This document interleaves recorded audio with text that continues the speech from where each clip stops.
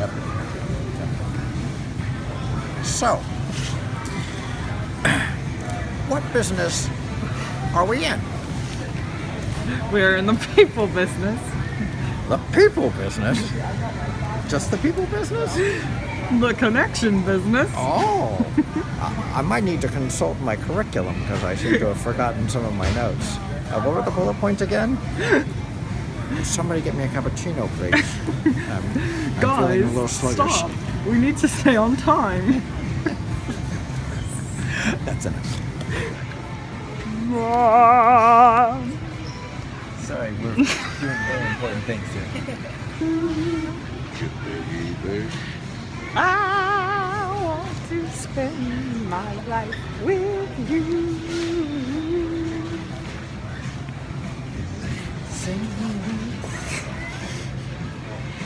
Since you've been together, Excuse me. you correct. What age are you?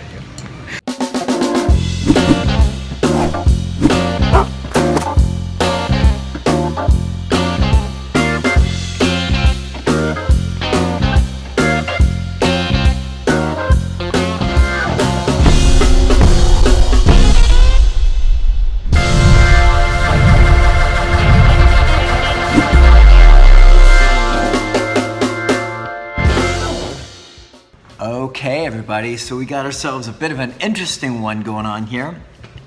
We've got kind of a unique maiden voyage of Q&A, and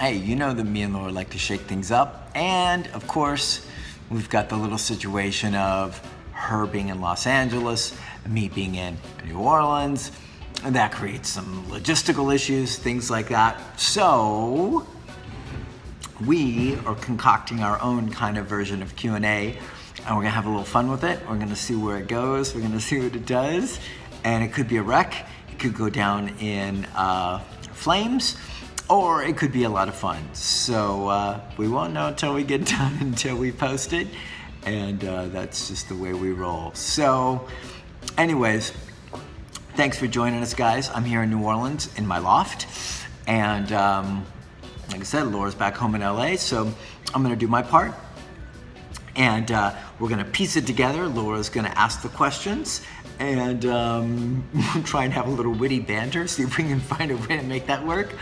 And but mostly, what we're gonna try and do is answer some questions for you guys to the best of our ability, make it fun, and also make it educational at the same time. So, that said, hey everybody, it's Sean from The Good Dog, and this is The Good Dog's Q&A Saturday, episode number 106. There's no Laura here to yell at me about my things, about my hands, so 106. And if it's backwards, tough. You guys can deal with it. You guys can reverse the screen if you need to. I don't know what her nails look like. Last time I saw them, they were blue and looking very nice and very sparkly. She might have redone them. I don't know. But to my left, not really, but usually to my left, is the lovely Laura Morgan and her blue nails. So that's the intro. Let's jump into a couple topics here, right? I don't have any ice cream. My coffee's empty. Tough times, right? But it would be my second cappuccino. So I guess I'm already over my limit. And I had a chocolate cake and a cookie.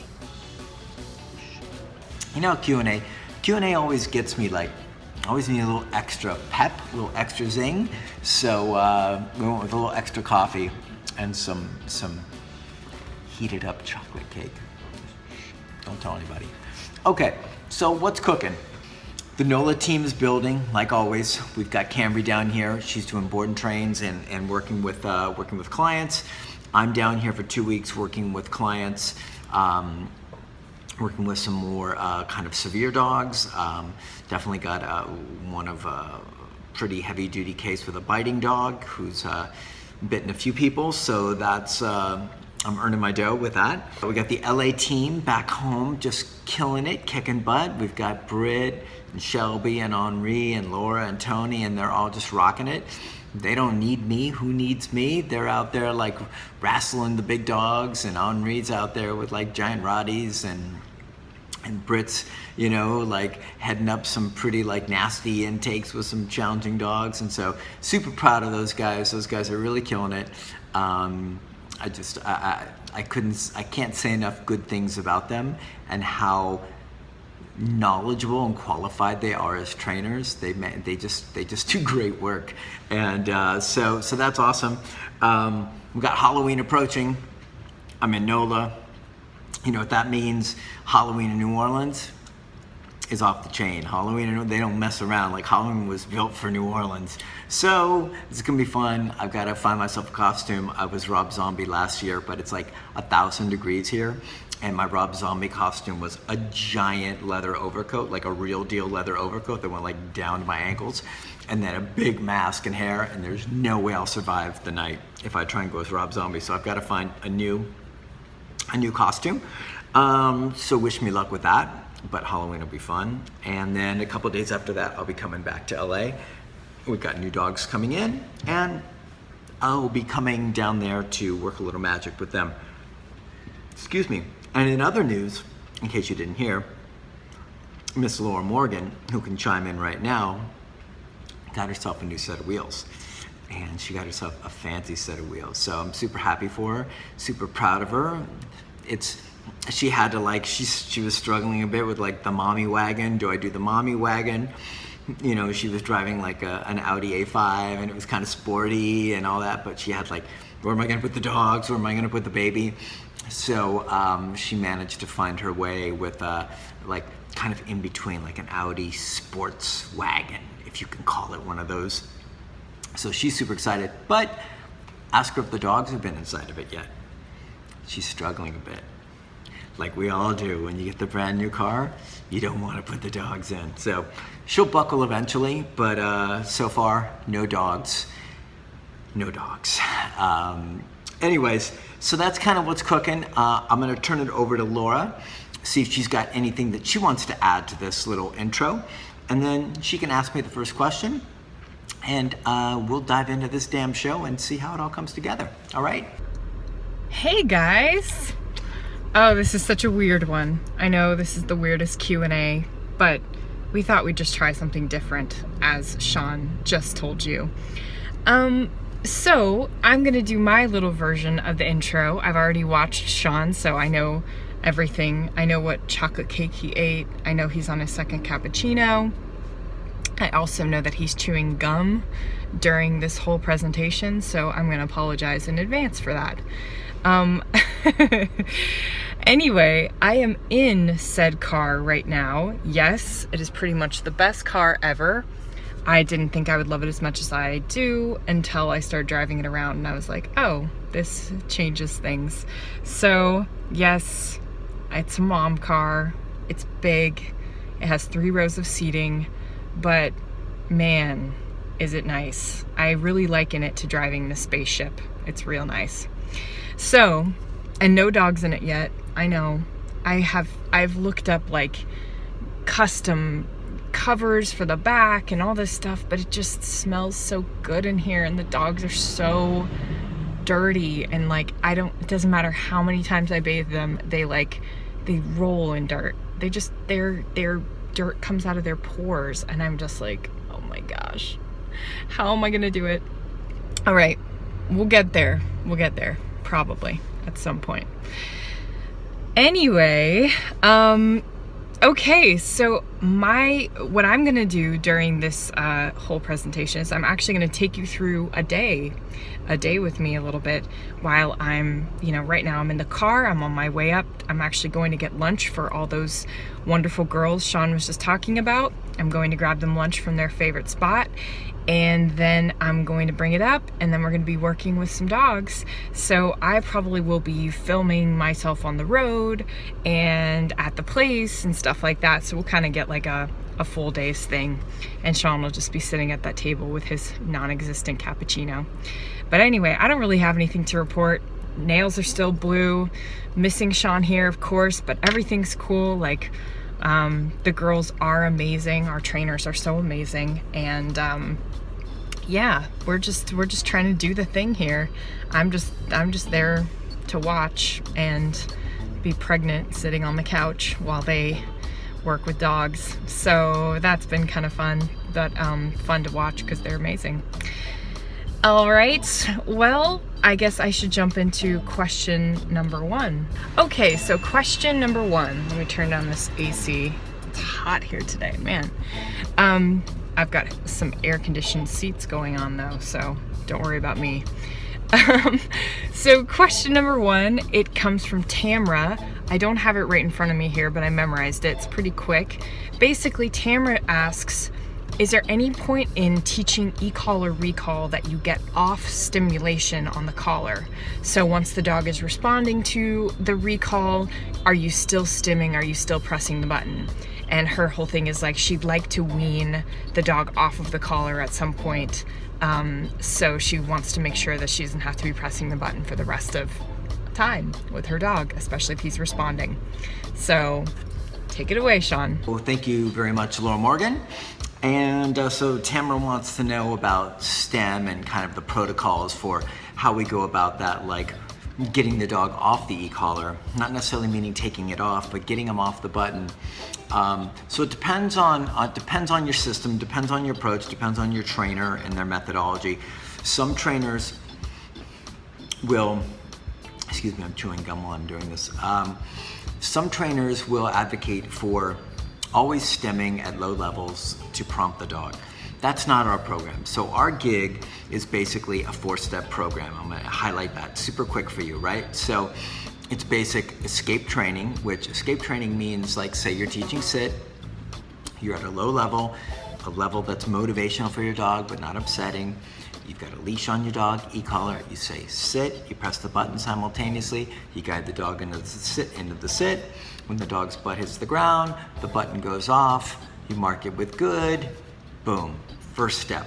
Do a bunch of those, get the dog like rock solid, dog goes, oh great, when I hear this word, feel this pressure, butt goes down, great.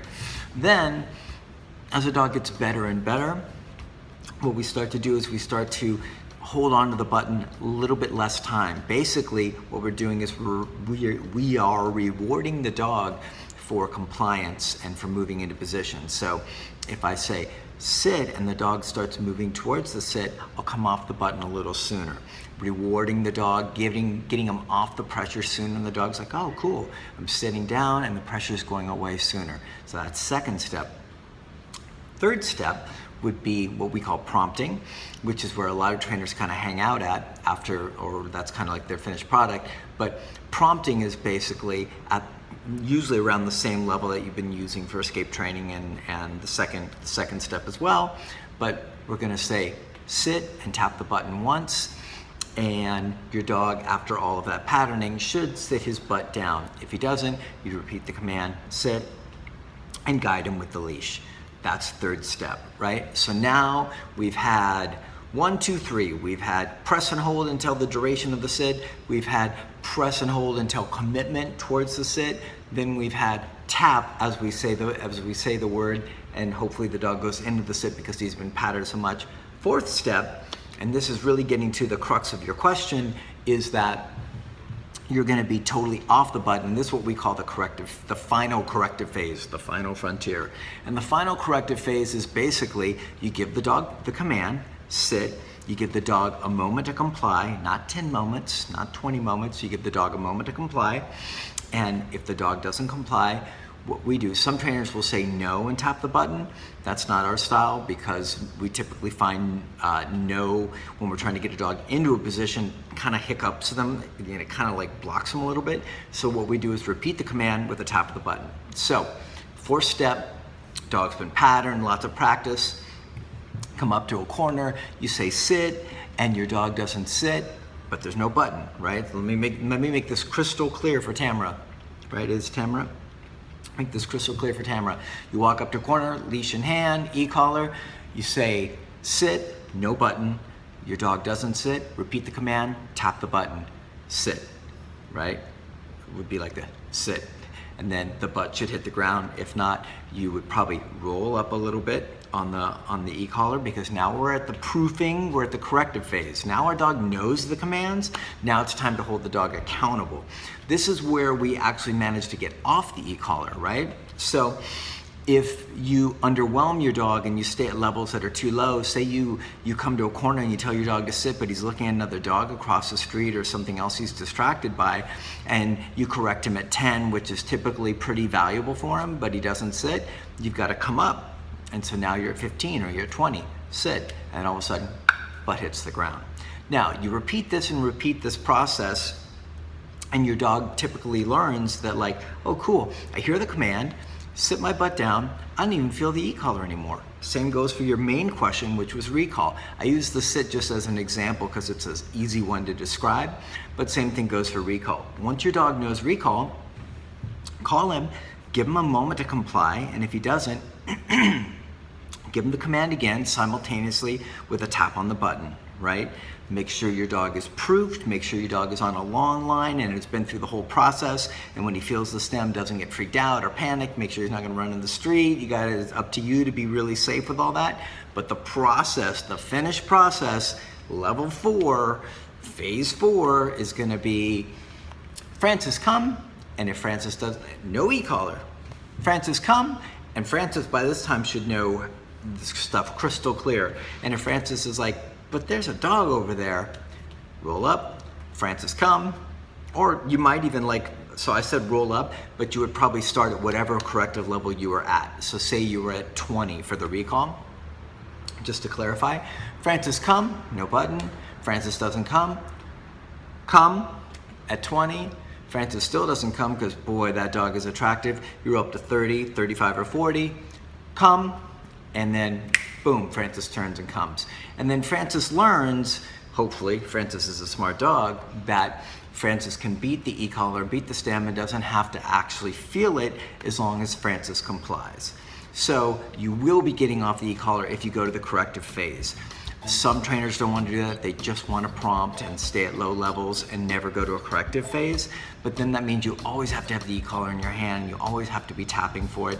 And we really believe that that creates more nervous, kind of edgy dogs rather than relaxed dogs that know that they're in charge of the collar, and that as long as they comply, they don't have to feel it. But like otherwise, they just kind of always get corrected. And it's kind of a bummer. Okay. Oh, man. Okay. Okay, ready? Okay. Say question number 2. Question number 2. Tam is quite possibly the most emotional. Say question number 2. This comes from Aubrey. Oh. Question number 2. This comes from Aubrey. Tam is quite possibly the most emotional dog. She goes nuts, yipping and whining when she sees other dogs, screaming if we shut her off in another room when company's over. Will not stop licking things like herself, floor, rugs, curtains, people. Can't lie down for more than 2 minutes, constantly pushes boundaries and stress pants. Non-stop around any kind of stimulation or noise of any kind.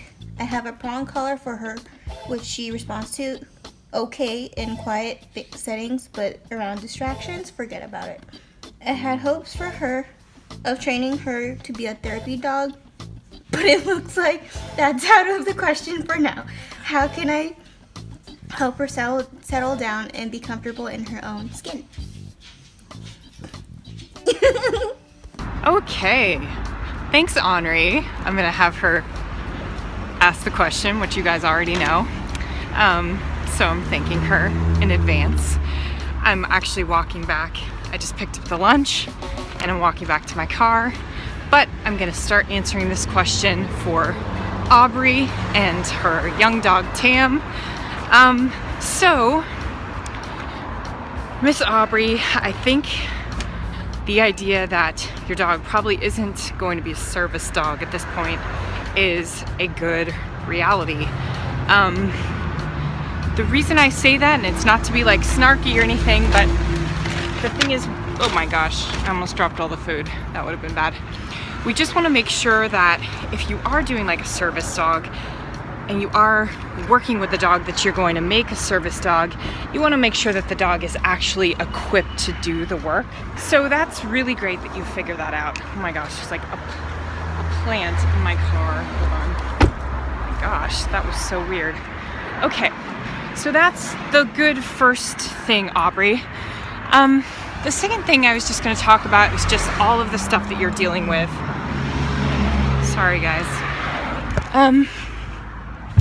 So you have what we like to call just like general anxious nervous dog that basically is not getting enough direction to be able to feel comfortable in its own skin. And that's no dig on you, because you're probably doing great work. You have a prong collar, you've already started that work, but it means nothing to your dog. So the best thing that I can prescribe, Aubrey, which anyone who's out there who's watched this show a bunch of times, you know exactly what I'm gonna say. It should be a drinking game, but you should definitely move to e-collar on this dog, and you should be working a full program with this dog. If this dog is going nuts when guests come over and you put it away, if it's going nuts on the walk, if it's losing its mind with all sorts of like distractions and everything, it needs more accountability and more passive training. Not just training when it's like out on the walk, or not just training when someone comes through the door, like, here, let me correct you. It needs state of mind training all the other moments that there are no distractions going on. Now, this could be exactly how you're living your life, but I'm just gonna plot it out exactly how I would suggest to like a client, or what we would give. You know, this sounds like a typical like board and train dog that we get in. A dog that's just all over the place, can't relax, can't settle down, and is making your life miserable even though you're doing some work. So I want you to fully e-collar train Tam, and you can do that through our videos, our free videos on YouTube, or you can do it through our DVD. Both are great options. If you've already done the prong collar training, you could just get the e-collar DVD and just work through that whole program. If you do the free videos on YouTube, it requires maybe a little bit more work and you get less like hand holding with it. But if you feel like you can do that, awesome. That's what they're there for. You need a slow process with e-collar training. Get your dog doing recall, place, down, sit, thresholds, heeling on the walk, all on e-collar. And then you need to lock down your dog, the Laura lockdown. And the Laura lockdown is obviously like the TGD lockdown, but it's just turned into the Laura lockdown. But the Laura lockdown is basically where your dog is constantly working. I want you to be doing this for about 60 days. So this is where anytime Tam is out of the crate, because in the crate, Tam should be in the crate when you're not there or when you're sleeping. When you are there, Tam is, if he's just out, hanging out in the house, then he's in place command. And this is reinforced by the e-collar. And this is when just life is going on around him. This is like, mailman coming to the door, you cooking or cleaning or working or whatever you're doing during the day. Tam's in place, even just the same place over plenty of hours. It doesn't have to be like, oh, you're moving them around. Every once in a while you can do like some recalls to a different place, but Tam needs to learn how to just chill and relax when the world is going on around him. Then when you're going out to the walk, you're going to enforce the thresholds using the e-collar. You'll see that in the videos. And then when you get out on the walk, you're going to use the e-collar to correct for any worried glances you see at other dogs, any worried about like stuff that, like anything untoward that you don't like. You need to let Tam know that you've got it, right? And the prong collar likely just isn't enough, or is just like lifting Tam. So we need you to use the e-collar. It's just such a better tool for any dogs that have any of this anxiety stuff. It's far less invasive, and it's just a different pressure. You're just tapping the button at a really low level, depending on where his level is, and it actually brings the dog down as opposed to lifting them up. So you're gonna do all that.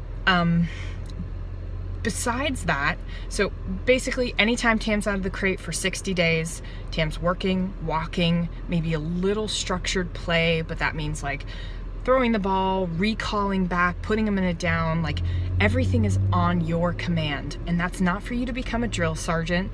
That's so that Tam gets comfortable that someone else has taken the reins. Right now, he's just like in his own world doing his own thing. If Tam is a girl, I'm sorry, but I keep calling him a boy.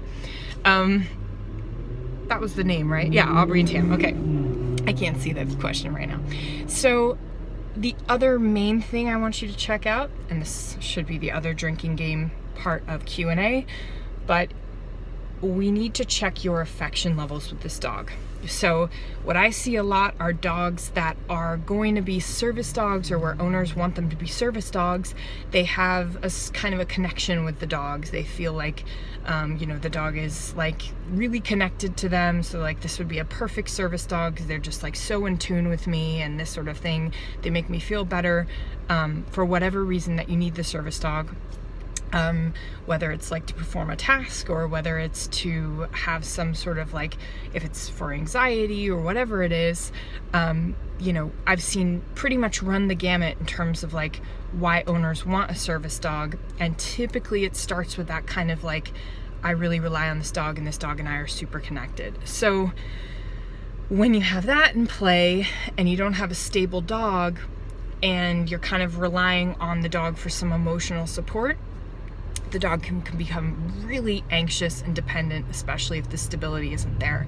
So I need you to go on an affection diet with Tam, or at least just check out where your brain is. How much is there like emotional dependence? And this is no indictment of you. It happens all the time, and you could do it with any other dog and maybe things would be fine, but you're possibly seeing some sort of fallout from a little bit of a emotional connection. And maybe you're not doing that much. Maybe you just are like being normal with your dog, and he's all of a sudden like, oh my gosh, this is what I've been waiting for. And he's becoming a dependent mess. So all that stuff, that kind of like heightened like anxiety stuff, can come from dogs that are have become super dependent on you. So let's watch that. Let's check in with that. You can check in with us and let us know when we post the show. I'd love to know kind of where that dependence level is. If it's not there, if you're like this badass that's just like made your dog work and it's just like not working for you with the prong, then man, the e-collar is going to be your saving grace. But my guess is that a full e-collar program plus a pretty heavy, lessening of affection and any sort of like dependent stuff that's going on with your dog and you is going to be highly valuable. No on the couch, no on the bed, no cuddle time right now. This is a means to an end. It's not for forever, but we definitely need to cut out any of that soft stuff to make your dog way more comfortable while we're working on the all the obedience and all the state of mind training using the e-collar. Okay, so hang in there, Aubrey, and let us know how things go. I would give you probably like a month before you should check in. A month of like a full e-collar program. Start today, get that Educator Mini and get it on that dog and get started, because this is not a comfortable place for your dog to be, and obviously it's not comfortable for you. Okay, take it away, Sean. Okay, so nicely done, Laura Morgan, on question number 2 for Aubrey. I'm gonna assume it's nicely done because I have no idea what you actually said, but I trust you implicitly. So that means we're at question 3. Laura Morgan, take away question number 3. Okay, say hi, guys. Hi. We're just working a little bit here. All right, so question number 3 comes from Gidget. Gidget says, I'm late to the party, but if you're still checking for questions, here's mine. You made it, Gidget. How do you deal with the development of a noise phobia? Dog in question is Zeke, her white shepherd. So he's fully e-collar and prong trained. We had a smoke detector go off due to a smoky oven, and now he begins panting and shaking at the mere sound of someone cooking. I'm not reinforcing it, petting or saying okay, anything like that, but I believe it could worsen if not dealt with. And my goodness, he's anxious enough. Any advice or tips appreciated? Hit it, Sean. Okay, so we've got our good friend Gidget. And Gidget, I'm gonna get rid of my gum because it's really annoying. Gidget has got a situation that's actually really similar to a situation that I've been through. And that situation is with my girl Belle. literally the same exact situation that Gidget describes. Basically, a cooking disaster that turned into something smoky that set off the smoke detector that then freaked her dog. I think it's Zeke. Freaked Zeke out really bad. And now Zeke has created an association with cooking. Dogs are so smart. Now the association is if you're in the kitchen and you're cooking, there's a good chance you're gonna set off the smoke detector, which then makes the dog really nervous, anxious, could be shaking, panting, you know, major panic attack, things like that. That's what we got with Belle. So unfortunately at my old place, back in the day, we had some smoke detectors go off that even without cooking, they were like, you know, the batteries were going dead, and it happened while I wasn't home.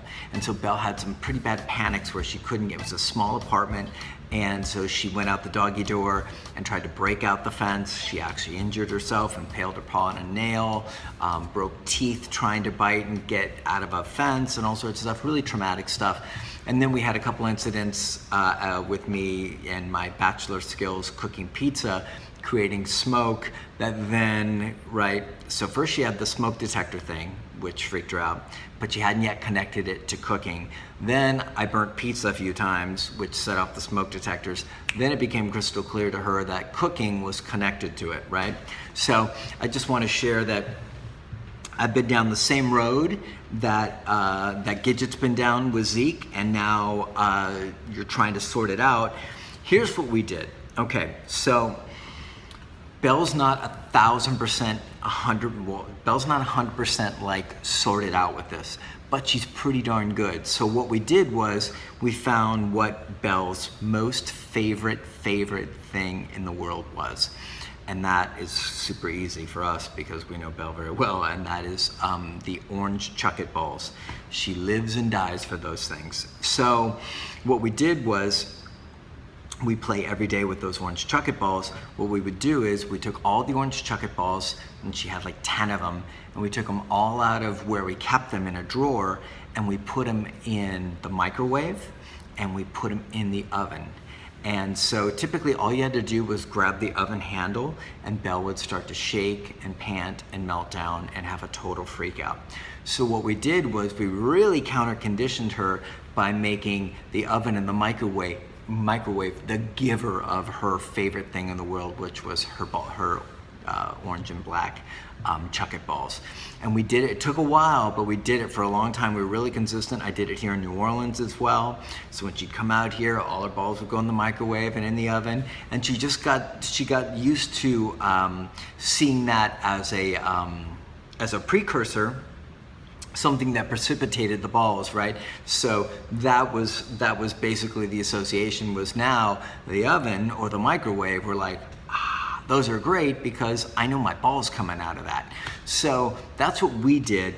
Now, if you start cooking and there's like smoke or anything like that, even if it's not setting off the smoke detector, that's still hard for her. So typically what we'll do is we'll put her away if we're gonna be doing any cooking stuff, just so we don't have to put her through like a bunch of stress. But what we have managed to do is like be able to go around all the appliances, open, shut them, do all that stuff. She's not worried, she's not concerned about that. So what I would recommend for you is I would find whatever Zeke is most intense about, most crazy about, most excited about, most juiced up about, and I would start putting those things in the kitchen, in the oven, in the microwave, and wherever else, on the stove top. If you think the stove top might, like, put it in a skillet. Don't cook it, but put it in a skillet.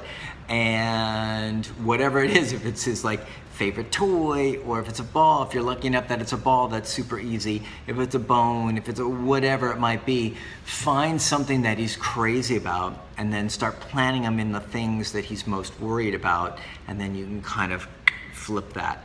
Now, how far he'll get, how good he'll get with cooking. It sounds like he's only had one incident. Belle had several. She had several when I wasn't home, and then actually, like, just to put a period on this one, the trash trucks would actually back up. We butted right up against Burbank Boulevard, which is a busy street, my backyard, and the trash trucks would back up right at my backyard because there was a shade tree, and it would be like that. And so that caused panic too. So it was just a bad scene. Anyways, it was tough going, but we've got her to a space where she's pretty darn good now. And so that would be my recommendation for Gidget and Zeke. And I hope it gets better for you guys. If it's only been one situation and you like really like go after this with a bunch of counter conditioning with stuff that's super, super important, and the only place that that he gets these things are in or around these appliances or the kitchen or when you're cooking, right? Like, I mean, if he can handle that, if he doesn't get so freaked out, if he can handle like a little bit of cooking and you can, whatever it is that he's crazy about, like you could even feed him if he's like super food motivated, only feed him when you like turn on the stove or when you turn on a skillet or something like that. Get crafty, you're a smart lady. Get crafty and put those pieces together so you can see if you can counter condition it. All right, hope that helps. Are you nervous? Okay. And action. What question? This is Question number 4. Okay. This is question number 4 from Rachel Ann. Hey guys, so my question this week: how would you suggest gently offering guidance and advice to friends, family members with pretty scary problems within their pack that they seem to choose to ignore? My sister recently had to move in with my parents, which brought 4 untrained, unruly dogs into one home together. 3 boys, 1 female. It's a disaster all around. Food aggression, fights, excessive barking, jumping, bullying, and they think just pet them is the answer to everything. Regardless of my experience and what I've learned and overcome with my own, they act like structure and accountability is some cruel conspiracy theory I live by. Any suggestions on getting into stubborn human heads?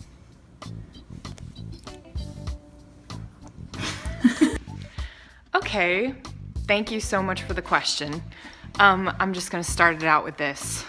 So, Shelby, what advice do you give to someone who wants to give advice to their family members who are messing up with their dogs? Don't. Exactly. That's truly the answer. That's the first thing that came to her mind, and honestly the first thing that came to my mind. We're joking, of course, because we know that you care and you care about your family and you want everything to be good with them. But the reality is, like,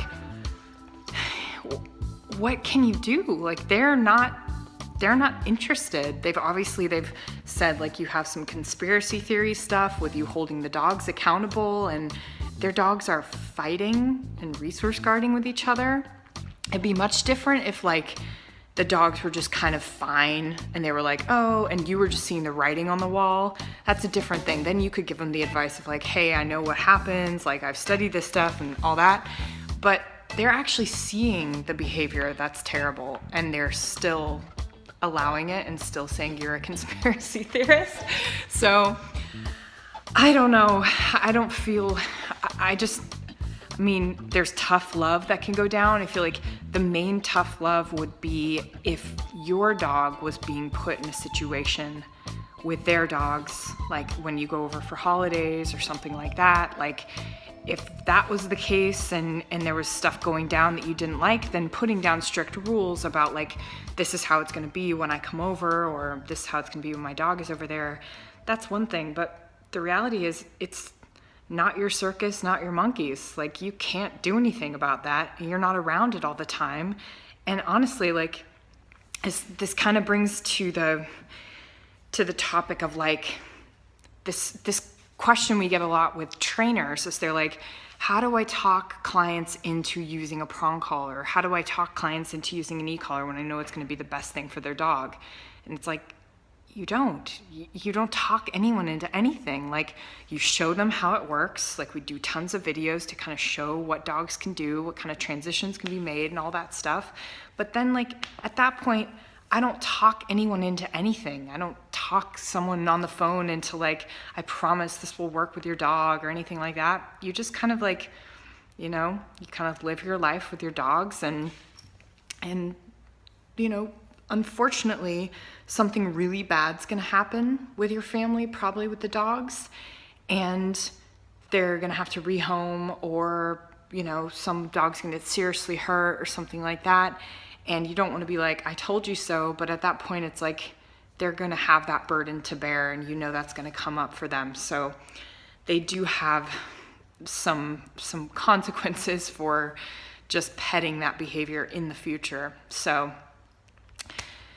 I would just say stay out of it, and you can't really talk them into it, and there's really nothing else you can do but just live your life really well with your dogs, even though you've learned all this stuff. And maybe this is your story. Maybe you use this if you want to, like, you sound knowledgeable. Maybe you want to get into training or something like that. So maybe you start, like, this is your catalyst of, like, how can I teach people who don't know or don't want to know how great things can be with their dogs, you know?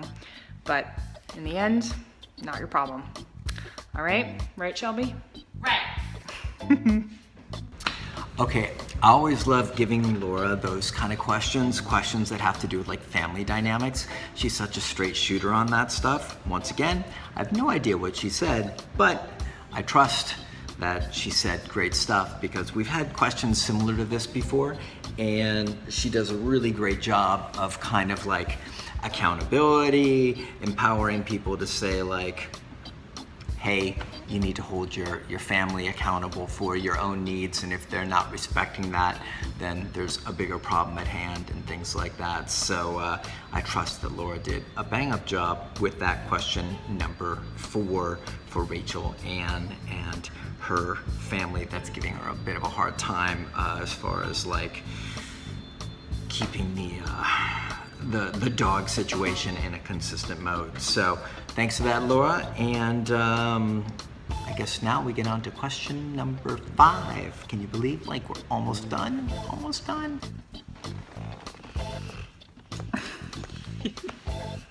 Manny, you want to read a question for Q&A?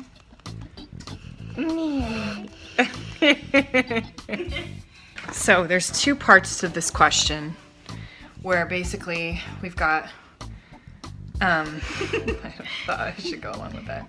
So I'll read this first part and then you read the second. Okay. Question number 5, this comes from Rachel. Rachel has kind of a 2-parter, but Sean kind of rolled it into one. So Shelby's over there doing emails still. Okay.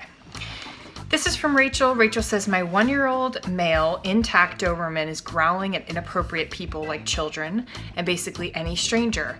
He's fully obedience trained, including e-collar. He does all the commands like place, waiting at thresholds, great with our family and our children. Anyone outside the circle, however, he's been showing aggression to. We correct him for the growling, but maybe we aren't going high enough because he keeps doing it. I feel like this is a lawsuit waiting to happen, and I feel like a failure because I thought I got my dog past these issues. As a side note, he does get lots of love and attention and is allowed on the couch to cuddle. The camera was slowly going down. Sorry. He shows no behavior problems to us in our home and follows our obedience commands. Should we be taking away all love and affection? Oh, will that make a difference? How high should we be correcting on e-collar when he growls? I always feel terrible because he screams, redirects sometimes when I correct, and everyone stares at me like I'm abusing my dog. Yikes. And then I can't help but wonder if I'm doing the wrong thing. Please help. I'm extremely stressed out about this. Makes sense. Okay, and then this other part of it. Sean and Laura, I just want to add to my previous post about my Doberman who growls at strangers. We also struggle with reactivity, dog reactivity mostly. He used to have people reactivity as well, but I've done tons of work and I feel like he trusts me more that I won't allow people in his space. Cool. But he's been going berserk over dogs lately. The dogs I've seen him play with, he's friendly to, so I'm not sure where it's coming from, like an excited place or nervous.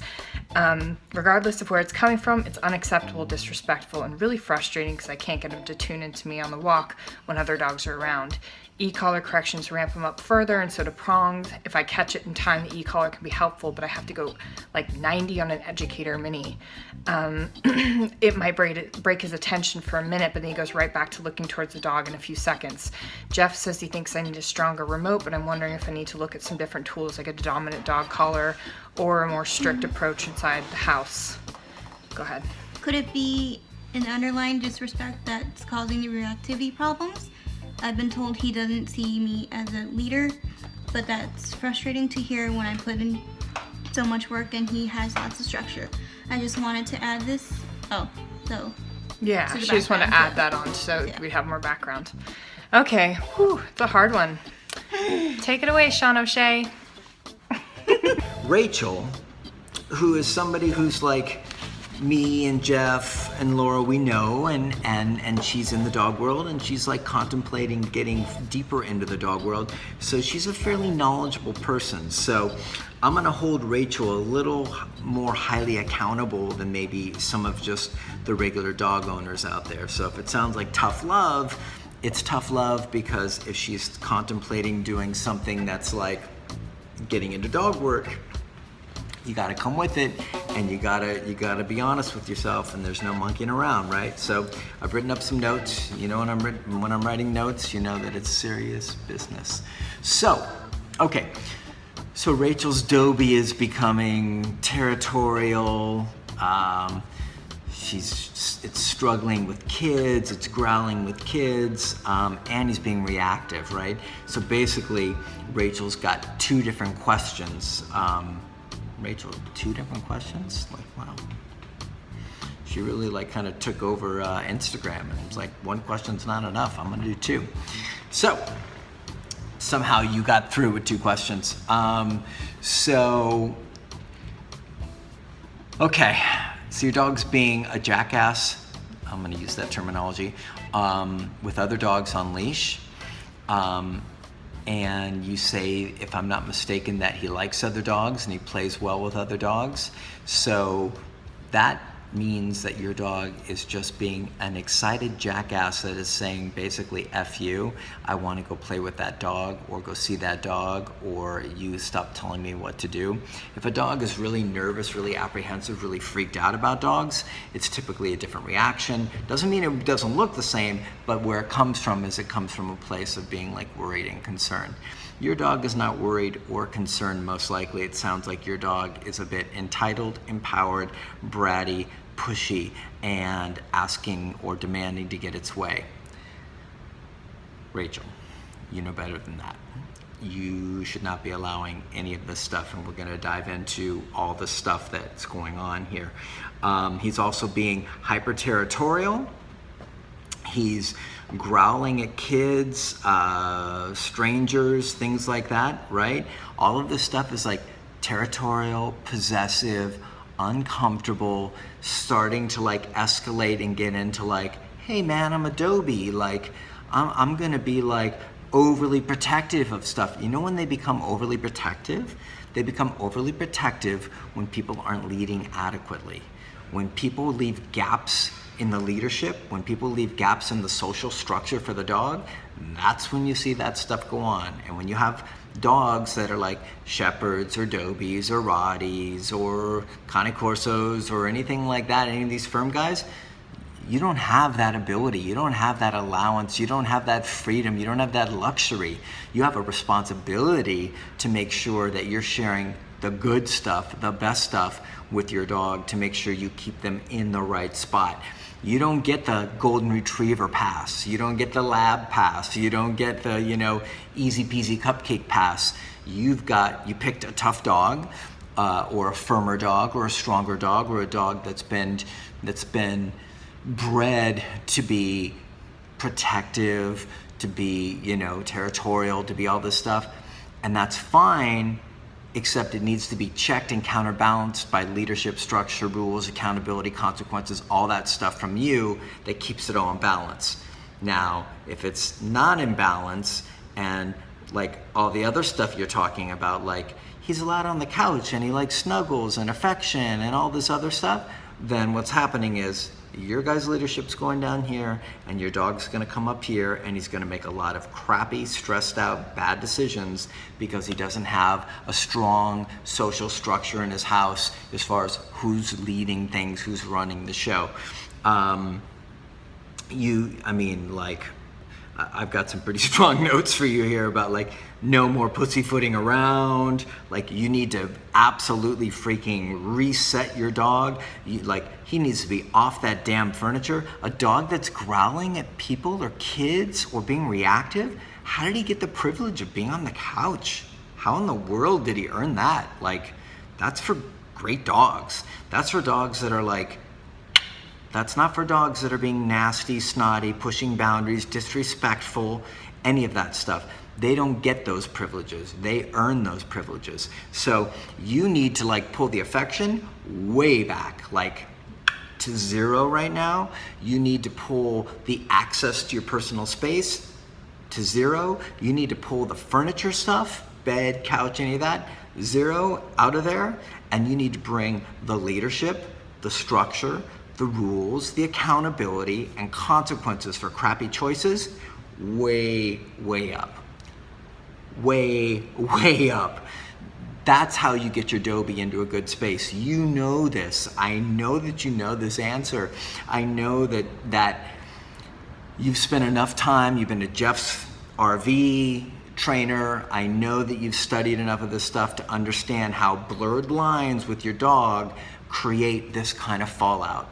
Like if I sent you to somebody's house and I said like, here's their dobie problem and here's what's going on, and what do you think the cause is? You'd probably be able to diagnose it and be like, Sean, it's this, and this. And strangely enough, it would probably be all the things I just told you.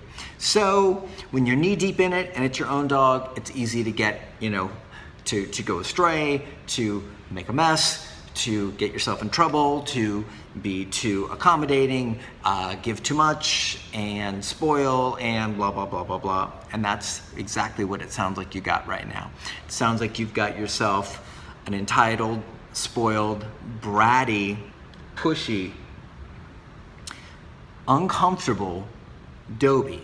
And I say uncomfortable because if he's growling and in that space, that's not a nice space to be. That's a dog who's in like an uncomfortable, stressed out spot. Don't put your dog there. Let's do better than this. So, like I said, let's bring all the good stuff up and let's take all that negative, unhealthy stuff that's really about you guys just kind of like fulfilling yourself and not taking care of your dog at the highest level. Let's bring that way down. So, bad stuff, down. Good stuff, up. Let's sort it out. Let's lock your dog down. Let's kick his rear for doing really dumb stuff. Let's hold him highly accountable for his reactivity on the walks. You don't get to hold your dog accountable on the walks if you're babying him at home. Do you know why? Because then when you say, don't do this, he says, but you're the person that I hang out and snuggle with. You're not the person that lays down the law and the rules. You're the person that we have an easy peasy rolling kind of like we're just buddies kind of thing. And buddies don't tell other buddies like, knock it off. But if you're leading your dog and you've created that relationship infrastructure and you say no, then it makes sense. So I hope that makes sense for you. I hope that you can run with this. I hope you sort this out. You got 2 questions for the price of 1, so you better run with all this. You know that we love you. You know that we support you, but I know that you know better than what you're doing, and I think you can do better than what you're doing. Awesome work, guys. Thanks so much for watching. I know it's been kind of a weird one. I'm driving home now. Can't look at the lens, but driving home. It's about 5:30 on a Friday, and I'm about to cut this baby and send it out for you guys tomorrow. This looks like this would be a wrap of this here baby. Excuse me. Thank you so much for bearing with us. We're always trying to find ways when we aren't able to be together to do the show to be able to hang out with you guys and still put the show together and hope that it's still entertaining and still fun. I know the kind of like magic and mojo is in our like interactions, but who knows? Maybe we'll find some jokes in here. Maybe Laura will spruce this up with some silly, goofy stuff, or maybe not. And maybe it'll just be a very educational episode. Either way, thank you guys so much for watching. Thanks for putting up with us. Hopefully the BS wasn't too long in the tooth, LaDawn, and karma. And thanks for watching, guys. We really appreciate you. And we'll see you guys next week with Q&A number 107. Whew, we're jamming through.